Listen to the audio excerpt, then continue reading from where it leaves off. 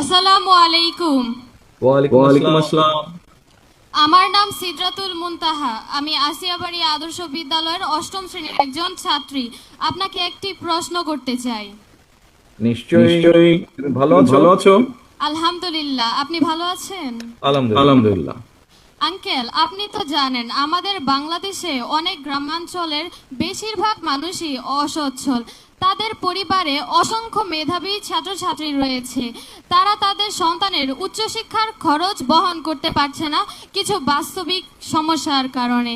এখন ওরা ওই মেধাবী ছাত্রগুলো তো অকালে ঝরে পড়ছে। ওদের অকালে ঝরে পড়া রোধে আপনার কি কোনো পরিকল্পনা রয়েছে? আহ থ্যাংক ইউ মুনতাহা, তোমার প্রশ্নের জন্য। আহ, দেখো মুনতাহা, আহ, তুমি যদি তোমার আব্বু আম্মুকে জিজ্ঞেস করো, ওনারা তোমাকে বলতে পারবেন যে 91 সালে 91 সালে যখন আমাদের দল বিএনপি রাষ্ট্র পরিচালনার দায়িত্ব পায়, তখন কিন্তু আমরা প্রাথমিক শিক্ষা আইন, যেটা প্রাথমিক শিক্ষা আইন, এটা আমরা প্রণয়ন করেছিলাম। এরকম এটা ছিল বাধ্যতামূলক। হ্যাঁ, এটা ছিল বাধ্যতামূলক। তো এখন বাধ্যতামূলক থাকার ফলে যেটা হয়েছিল যে আমরা ব্যবস্থাটা ওইভাবে করেছিলাম, বিশেষ করে মেয়েদের জন্য, যে 10ম শ্রেণী পর্যন্ত মেয়েদের পড়ালেখাটা ফ্রি ছিল। 10ম শ্রেণী পর্যন্ত মেয়েদের পড়ালেখাটা ফ্রি ছিল। পরবর্তীতে এটা ইন্টারমিডিয়েট পর্যন্ত করা হয়েছে। এটা গেল 1 নম্বর।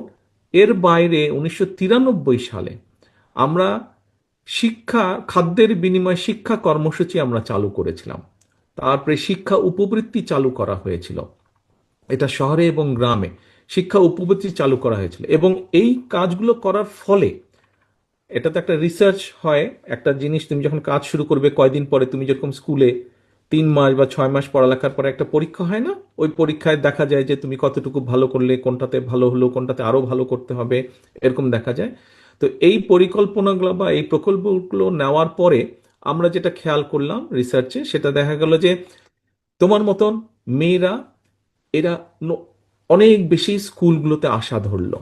তারপরে ড্রপ আউট, আমাদের দেশে তুমি যেটা, তোমার যেটা মেইন কনসার্ন, যে যারা মেধাবী বা যারা পড়ালেখা করতে চায় কিন্তু অর্থনৈতিক কারণে করতে পারছে না, এরা ড্রপ আউট হয়ে যায়। একটা একটা লেভেল, একটা ক্লাসে গেলে পরে অনেক সময় কন্টিনিউ করতে পারেন।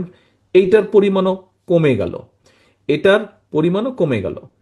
এই যে আমরা যখন এই পরিকল্পনাগুলো যখন বিএনপি সরকার নিয়েছিল, তার আগে একটা ডাটা ছিল যে স্কুলে ছেলেরা বেশি যেত, মেয়েরা কম যেত।